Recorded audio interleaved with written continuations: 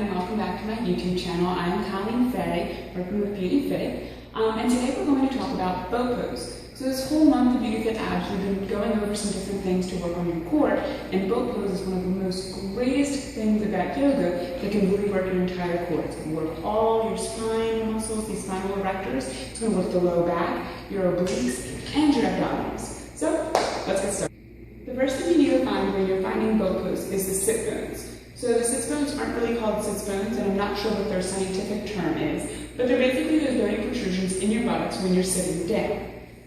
The best way for me to find them is to find them with my legs long, because they kind of set you up so that you're right in the right position to really feel them. So sometimes if your legs go long and you lift your buttocks up a little bit, you'll really feel them. It's going to feel like just a little piece of bone pressing into the mat. So once you've found them, you're going to sit up nice and tall. And I want you to really get that feeling for that straight, tall spine now, because once you lean back and try boat pose, your back will almost always round. So you really want to focus on what it feels like, what your body should feel like when it's staying up nice and tall. So you're going to feel like the top of your head is reaching up towards the ceiling.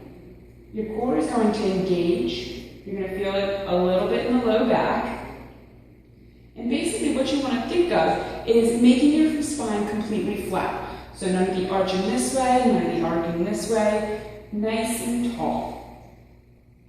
So once you've got that tall spine, and once you've found your sits bones, you're going to go ahead and lean back a little bit, keeping that tall spine, and keep leaning back until you're sitting right behind those sits bones. So for those of you who watched my videos on balance before, you know that I've talked about the 3 points of balance. When we talk about it when we're standing, it's normally with the foot, the ball under the big toe, the ball under the pinky toe, and the heel. Well, when you're balancing on your buttocks, it's the same thing. You're going to be balancing between your sits bones and your coccyx, or your tailbone. So those three are going to be the points that are going to really help to keep you stabilized here. And you're going to get started. So go ahead and bend your knees here, remembering to keep the spine nice and tall, keep the core engaged, and keep leaning back until you feel like you're going to lose your balance. You can take your fingertips down to the floor here to help you balance, and slowly lift your feet up off the floor. This is when you're really going to roll back to the coccyx. And this is also when you need to start keeping that spine really tight. So go ahead and lean back until you're balancing. You can lift your hands up. And you hold through here for 3 breaths, keeping sure that if you round your back, to remember to straighten it out. If you need to take your fingertips to the floor to help with balance, please feel free. This is a difficult balancing pose, and it's different because we don't normally balance on our buttocks. Balancing on your feet is one thing because you kind of do it all day long. But balancing on your buttocks is slightly different, so take your time here. Keeping the spine tall, keeping the core nice and tight. Lean back. Once you've got your balance, lifting the fingers up. And try to hold that balance for about 3 full breaths. Deep inhale. Slow exhale.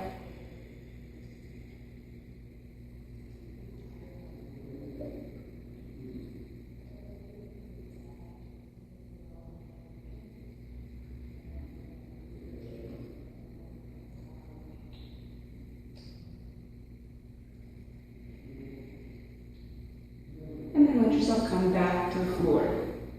So some of you kind of had a little bit of an introduction with the boat pose or Navasana when I was doing the V-ups and pike-ups earlier this month. But when you're doing a V-up or a pike-up, you're so focused on keeping the legs and the torso moving together at once, coming up and then going back down, that you don't really focus on keeping your back flat, keeping your legs straight, finding that good balance. You kind of flop over everywhere, and if you're going to fall, you just fall back down to the floor and pick yourself up and act like it was supposed to happen.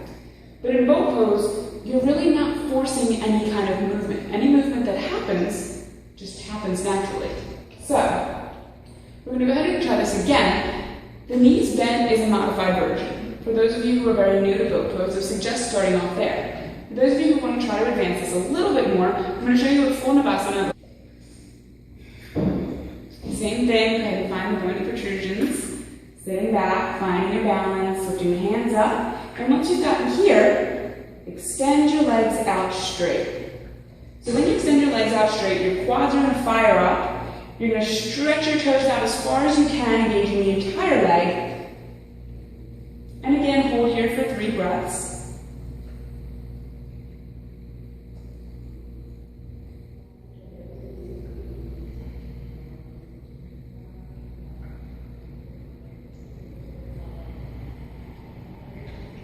And then slowly let yourself come back towards the mat. So there's a bunch of other things that you can do with Navasana. A lot of times I see people doing a half lotus. So you come into a half lotus, find that boat, extend your leg out, and again you can hold here. Another one I see people doing all the time is with the half lotus, adding a hamstring stretch. It will take your core out of the equation a little bit, but it'll help to get you in that feeling of that flat back, because now you're not putting as much emphasis on strengthening the core. You're kind of balancing yourself with your arm, and you can really feel how your spine is going to be nice and tall.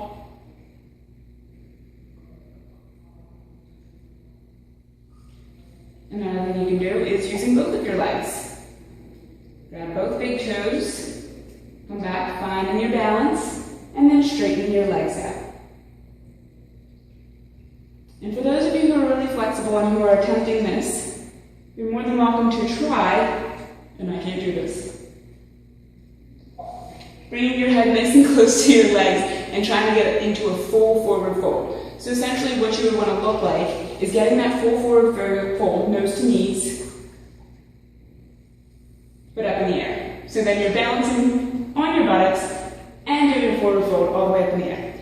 So that one's pretty tough. But those are some different kinds of examples as to what you can do with boat pose. I hope this helps you all. Thanks for checking out my YouTube channel, and make sure to subscribe to put out new videos.